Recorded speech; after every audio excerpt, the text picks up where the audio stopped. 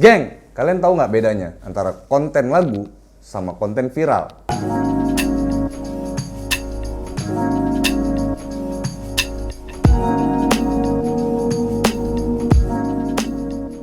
Masih di Nggak Ada Potters podcast terkece seplanet bumi. Konten lagu adalah hasil kerja musisi yang berujung ke lagu yang nantinya akan diperjuangkan, yang masih tanda tanya nih gimana nasib lagu ini. Konten viral adalah sebuah konten atau kreasi dari konten kreator yang kadang tidak disadari berujung pada keviralan. Ini yang mau kita bahas. Di video kita kali ini, gue pengen ngajak teman-teman musisi semuanya supaya benar-benar melek digital. Kita semua harus sadar ketika kita terjun di dunia industri musik, semua produk-produk musik kita itu bentuknya sudah digital semuanya. Bisa kita alihin ke banyak platform-platform digital tentunya. Hari ini kita berhadapan sama kontroversi antara produk jadi kita itu disebutkan, kita nyebutnya kan aset digital.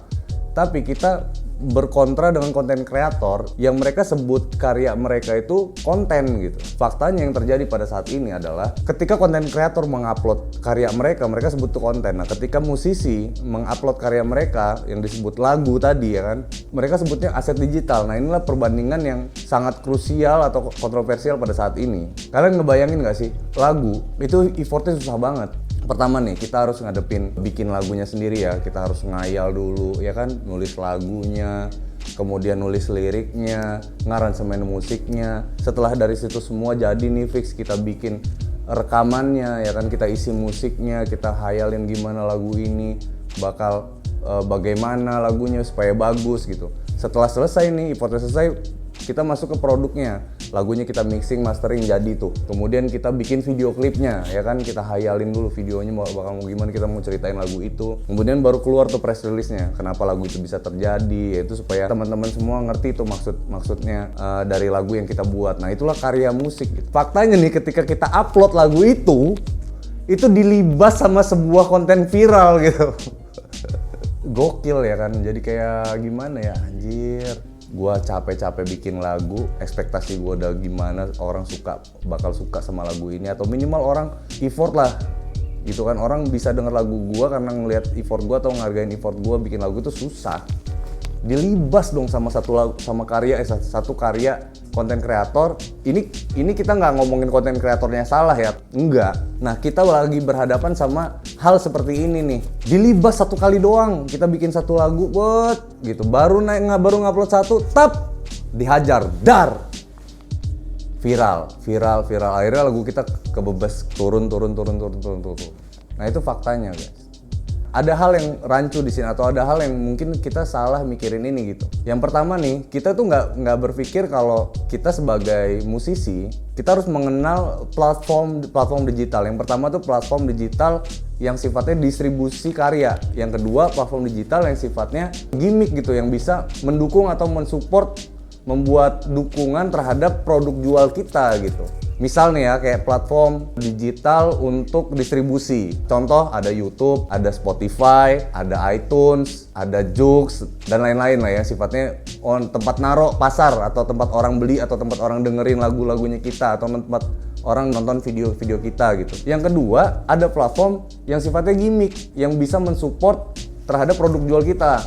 Contoh, TikTok, Instagram, snack video, dan lain-lain lah, include produk-produknya gitu. Kita bisa bikin konten di situ yang sifatnya bisa mendukung. Contohnya lagi nih, kayak misal ada Ndar Boy dengan dia mempromosikan lagu Mendung Tanpa Udan waktu itu, berkolaborasi dengan dancer ya kan, dengan gerakan-gerakan di TikTok hingganya viral dancernya, viral lagunya, akhirnya rame, lagunya pecah. Habis itu dibanding-banding ke.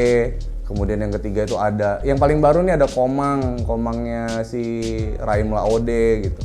Nah, artinya bisa sejalan tuh sebenarnya. Nah, yang dilupain sama musisi nih, konten itu sebetulnya sifatnya bisa kita lempar juga gitu ke produk digital aset. Contohnya kayak YouTube gitu yang udah kita buat. Kalau kontennya keburu dibuat orang gitu, orang berkreasi terhadap karya kita, ya berarti itu jadi karyanya mereka, karya kolaborasi lah. Kalau konten tuh idenya muncul dari kita, justru malah bagus kan. kita bisa berpromosi include si konten tadi, si konten yang udah kita buat yang niatnya untuk mendukung karya kita itu malah jadi produk jual sekaligus di dalam konten kreasi videonya. Sambil jalan tapi bisa sambil cari duit. Kalau dulu kan kita manggung harus cari panggung, harus cari lapak-lapak dagang gitu. Nah kalau sekarang itu di era digital udah beda, geng. Sambil kita bikin konten, sambil kita mensupport karya kita, teman-teman harus sadar kalau kita itu sebenarnya lagi cari duit sekalian gitu. Nggak tahu karya kita yang bakal nanti ngangkat atau malah si kontennya yang ngangkat. Tapi apapun itu tujuan kita tetap si lagu tadi. Gue yakin banget deh kalau konten kita itu ngangkat, si lagu kita itu pasti ngangkat. Di era sekarang itu era digital dengan konten kreasi kayak gini itu sudah banyak dilirik banyak orang gitu. Teman-teman juga harus membuka pikiran, membuka hati, membuka pikiran. Hal yang kita lakuin di dalam dunia kreasi ini itu nggak bakal sia-sia. Banyak sekali pengusaha atau pebisnis yang melirik sektor ini untuk dijadiin sesuatu yang bisa meningkatkan nilai ekonomi. Teman-teman semua harusnya bisa menangkap itu gitu. Ini peluang. Kalau kita bikin konten yang bagus, kalau kita bikin karya yang bagus, ya lagu yang bagus, kemudian didukung dengan konten yang bagus, visual yang bagus, video klip yang bagus, dukungan-dukungan konten yang bagus, walaupun sifatnya mandiri sekalipun, nanti kedepannya akan banyak yang melirik gitu. Contohnya ketemu produser atau pebisnis konten digital sekalipun yang ngajakin kita kolaborasi. Kalau kita udah keburu kaya dari situ, ya udah berarti rezekinya kita gitu. Tapi kalau misalkan sambil berjalan nanti banyak yang pasti gue yakin banget banyak yang support. Gue yakin banget. Ada idenya, ada lagunya, ada kontennya, ada sultannya nih, ya kan? Ya udah kalau udah sadar ke situ, kenapa nggak digas aja sekaligus gitu? Bisnis digitalnya bisa jalan. Kemudian untuk soal lapak manggung nih, dulu kita berpikir kalau manggung itu harus di tempat-tempat tertentu atau kita bikin case yang sifatnya tur mandiri. Nah zaman dulu tuh gitu tuh, tur mandiri. Nggak, kalau sekarang tur mandirinya bisa di digital. Walaupun susah ya kita ngarepin apresiasi atau gimana caranya gitu. Ya paling yang kita dapat ya tepuk tangan digital. Misalkan kita nonton ya kita berandai-andai, oh orang-orang lagi tepuk tangan nih.